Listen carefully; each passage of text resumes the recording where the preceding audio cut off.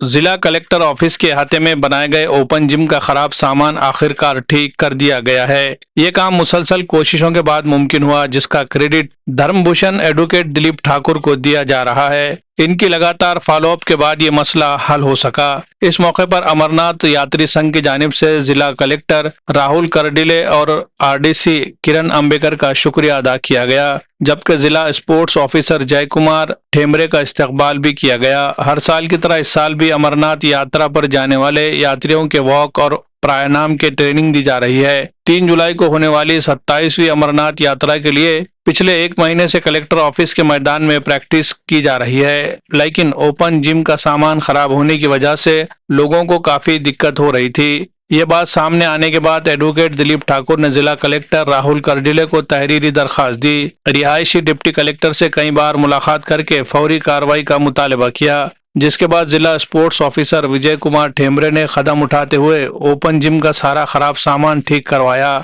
जिन आलात को ठीक किया गया इनमें air walker, cycling machine, toaster, pull up bar, leg press, setup bench और दीगर सामान शामिल है। इस मौके पर प्रोग्राम में मौजूद लोगों ने दिलीप ठाकुर की कोशिशों की तारीफ की और उनका शुक्रिया अदा किया। साथ ही योगा टीचर अर्मिला साजने और जगन्नाथ ने मानसून के दौरान योगा के लिए शेड बनाने का भी मुतालबा किया है। जय कुमार ठेमरे ने बताया कि यहाँ रोजाना वर्जिश करने वालों की तादाद बढ़ रही है, इसलिए जल्द ही एक और ओपन जिम लगाया जाएगा। उन्होंने लोगों से अपील की है कि वो अपने बच्चों को खेल कूद की तरफ रागिब करे ताकि वो मुस्तकबिल में स्पोर्ट्स कोटे में फायदा उठा सके।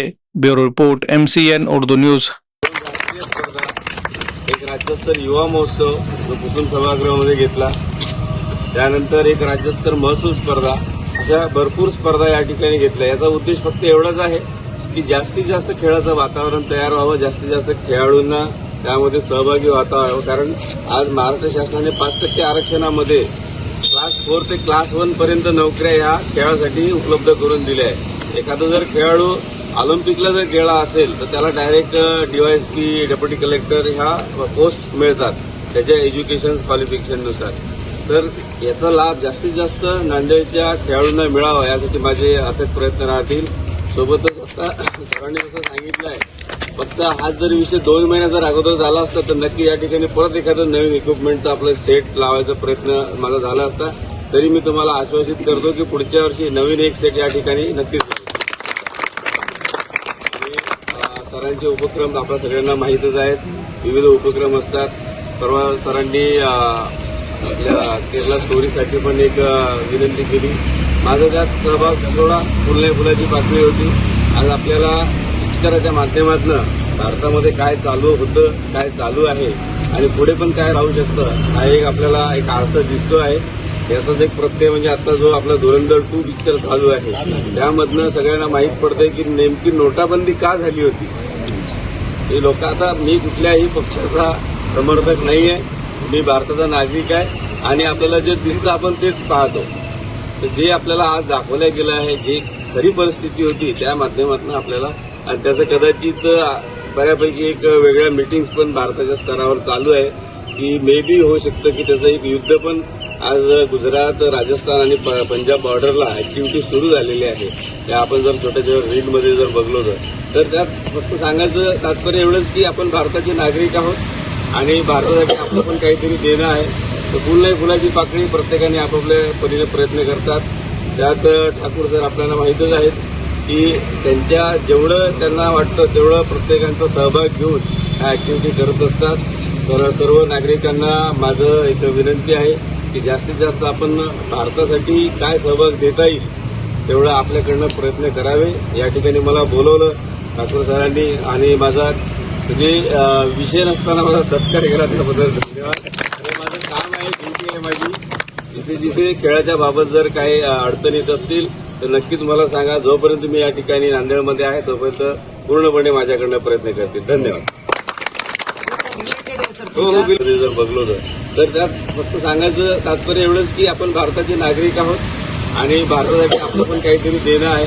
तर फुल नाही फुलाची पाकळी, प्रत्येकाने आपापल्या परीने प्रयत्न करतात। त्यात ठाकूर सर आपल्याला माहीतच आहेत की त्यांच्या जेवढं त्यांना वाटतं तेवढं प्रत्येकांचा सहभाग घेऊन ह्या ऍक्टिव्हिटी करत असतात।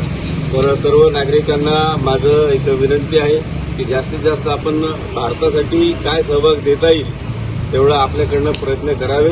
या ठिकाणी मला बोलवलं ठाकूर सरांनी आणि माझा म्हणजे विषय नसताना माझा सत्कार केला त्याबद्दल धन्यवाद. आणि माझं काम आहे, ड्युटी आहे माझी. जिथे जिथे खेळाच्या बाबत जर काही अडचणी येत असतील तर नक्कीच मला सांगा. जोपर्यंत मी या ठिकाणी नांदेडमध्ये आहे तोपर्यंत पूर्णपणे माझ्याकडनं प्रयत्न करते. धन्यवाद.